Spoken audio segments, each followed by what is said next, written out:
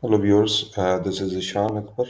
This is my third video on ANSYS. In this video, I would let you know that how to create or how to generate a spur dike or any obstruction in the vertical direction.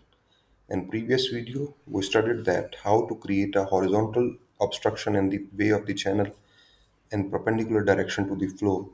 Now I would let you know that how to create uh, an obstruction or a vertical obstruction in the way of the channel along the somewhat width of the channel, not along the whole width of the channel. So simply you have to select the bottom of the channel for this purpose. This is the bottom. Simply I will click on the Z explain. So this bottom is selected. I will just rotate it to go to the bottom because this is the top view. So I will select the bottom view and just decide the location at which position you want to add the spur dike. So this new sketch in ZX plan is generated, and I will go to sketching. I will just select the polyline and I will say this is the position of the spur dike. So simply decide this is zero point 0.1 meter, zero point 0.2, zero point 0.3 meter. Say the length of the spur dike is zero point 0.3 meter and width of spur dike is zero point 0.1 meter.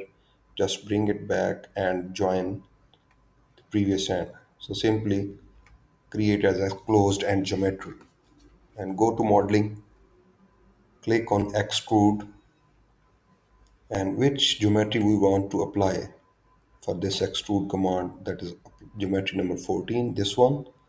And how much extrusion do you need? We will need the frozen material, I mean a solid material with the height of, what is the height of the material?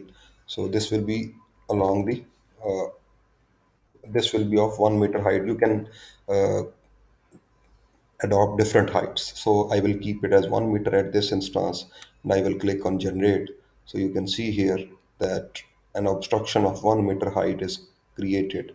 You can see here the obstruction of 1 meter height is created along the flow path of the channel. See here. Simply you can see the height obstruction created in the way of the flow. So flow will not pass through this area. So what will we do? We will simply see a vertical substance standing along the way of the channel.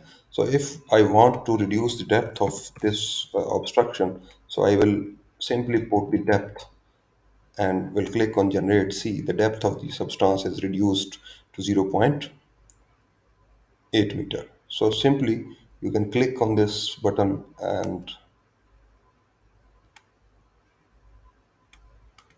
this is a solid body and this is the surface body.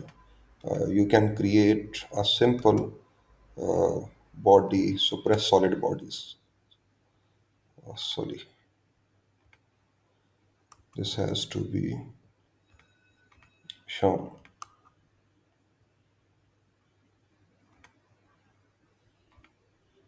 So this is a single object created. Uh, this is a spur dike. This is a single. This is the sides, the bed and sides of the channel.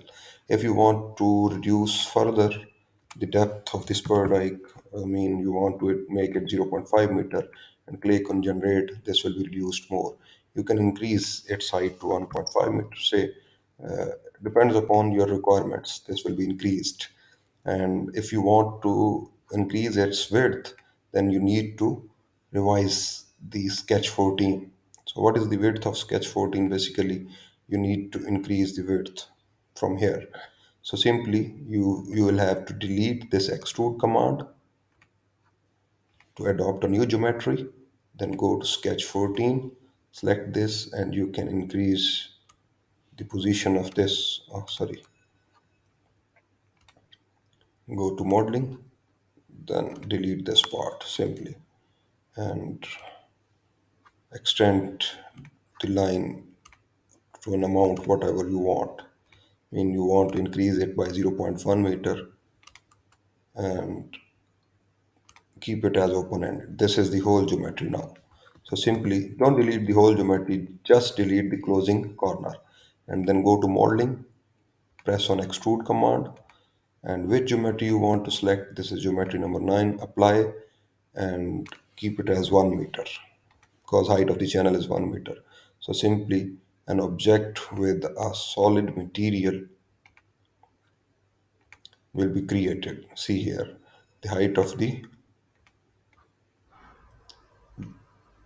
this spur dike or this obstruction, vertical obstruction is 1 meter, and length is zero point 0.4 or 0.5 meter, 0.4 meter. So you can simply insert such type of obstructions along the path of the flow. Thank you very much. See you in the next video with some new things.